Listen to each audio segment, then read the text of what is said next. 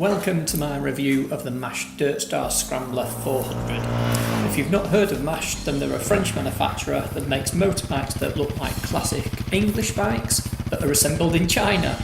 That may sound like a real mishmash, no pun intended, but that's the opposite of what the bike actually is.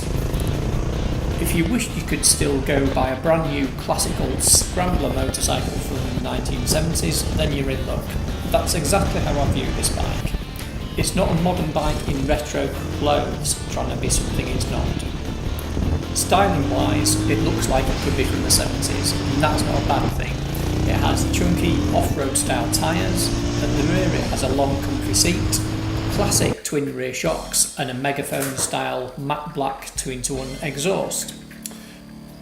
At the front it has Scrambler style raised handlebars and right way up front forks with gaiters. It even has some nice Scrambler touches like a grille over the headlight and a number board that doubles up as a little bit of wind protection too. Although it has an electric starter, it also has a kickstart though, so it really does feel like an authentic 70s Scrambler. The engine is an air-cooled 400cc single cylinder and is actually based on an old Honda 500cc engine. This has been brought bang up to date though with fuel injection instead of carbs, and it's Euro 4 compliant. The engine only makes 29 brake horsepower, but this actually adds to the character of the bike.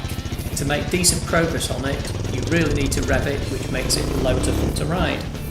It also means you can enjoy yourself on public roads at sensible speeds. The exhaust sounds fab and was one of my favourite things about the bike. On tick over, it has that classic Scrambler pop pop pop noise, and it sounds great all the way through the rev range. It does encourage you to be a bit of a hooligan now. The riding position of the bike is really comfortable and upright. I rode it over a number of hours with no issues at all.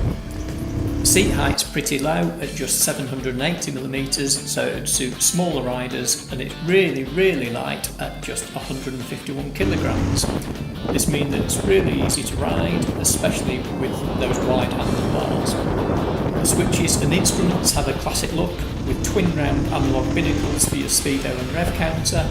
These are black over white rather than the usual white writing on black background, and because it's French, it's also in kilometres per hour as well as mile per hour. Sticking with this retro theme, it doesn't have a proper fuel gauge, which is a bit of a pet hate of mine, but it does at least have a low fuel light. The brakes are also really traditional for this style of bike. It has a single twin piston disc on the front and a drum brake at the rear. They do work fine for what the bike is though, as it's not really built as an out-and-out speed machine. So who's this bike aimed at? I think it'd be great for someone who really fancies a classic bike but doesn't want to spend every weekend tinkering to keep it on the road.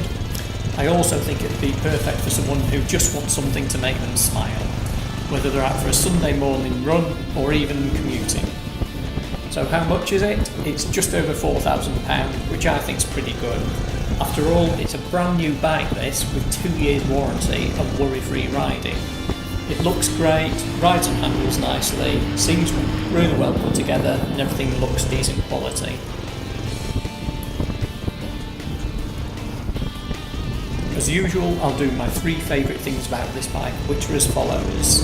Number 1, that exhaust note. It's loud without being too silly, and it simply sounds amazing.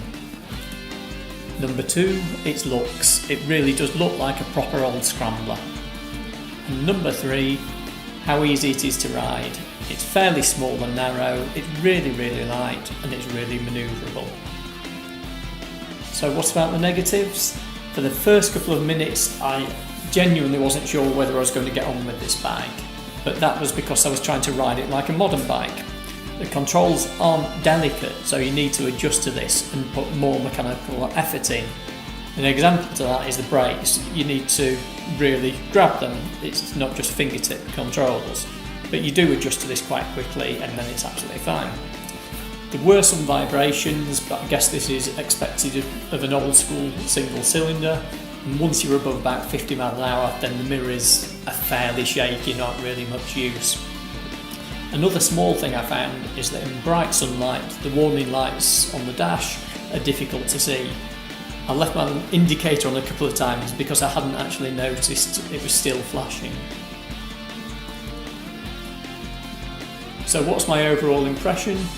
If I had to sum up the bike in just 3 words, those 3 words would be bags of fun.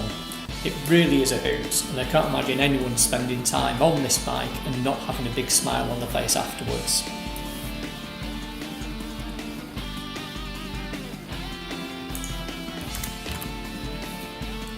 Finally, I'd just like to say a big thank you to the Mash dealer who lent me the dirtstar to review it.